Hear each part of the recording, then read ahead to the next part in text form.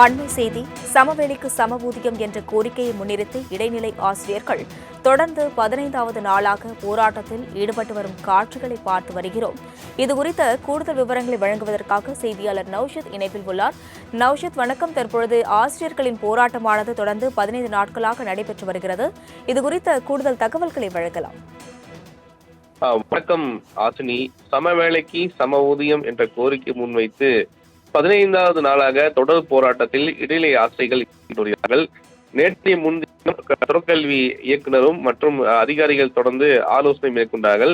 கிட்டத்தட்ட 3 மணி நேரம் அந்த ஆலோசனையானது நீடித்தது. அந்த பேச்சுவார்த்தை என்பது மிக முக்கியமாக அந்த பேச்சுவார்த்தையில் கடந்த காலங்களில் நாங்கள் எதிர்கொண்ட பல பிரச்சனைகளை மட்டுமே அவர் கேட்டுக்கொண்டதாகவும் எங்கள் பிரச்சனைக்கு எந்த ஒரு தீர்வும் அளிக்கவில்லை என்ற கருத்தை அவர் முன்வைத்தது பார்க்க முடியுது. அமைச்சர் ஒரு இடத்தில் பத்திரிகை சந்திக்கும் போது அதாவது முரணுக்கு முரணாக கருத்தை தெரிவிக்கிறார். எங்களை அழைத்து ஏன் பேச மாட்டீர்கள் என்ற கேள்வி எங்களுக்கு எழுகிறது. 2 நாட்கள் அங்க பொறுமையாக டிபிஐ முன்பாக எங்கள் போராட்டத்தை ஈடுபடுவோம்.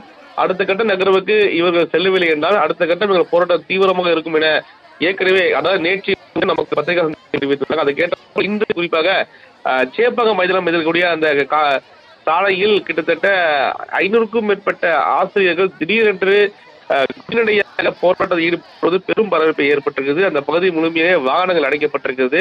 அந்த நிலையில் காவல்துறையினர் அவர் கைது செய்யும் காட்சி பார்க்க முடிகிறது. சேப்பாக்கம் ஸ்டேடியம் எதிரே இருக்கக்கூடிய அந்த சாலையில் முழுவதுமாக அமர்ந்து கொண்டிருக்கிறார்கள். கைதுகளை தடுத்து மற்றும் பேருந்துகள் செல்ல முடியாத சூழலும் ஏராளமான காவல்துறையினர்கள் கைது செய்யும் சூழலும் பார்க்கப்படுகிறது.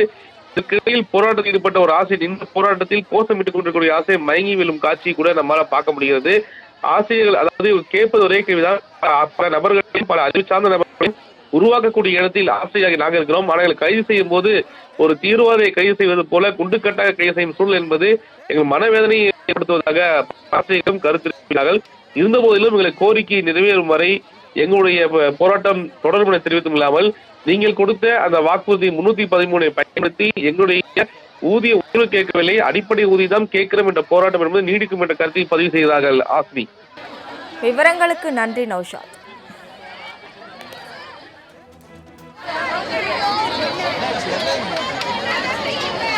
Next one.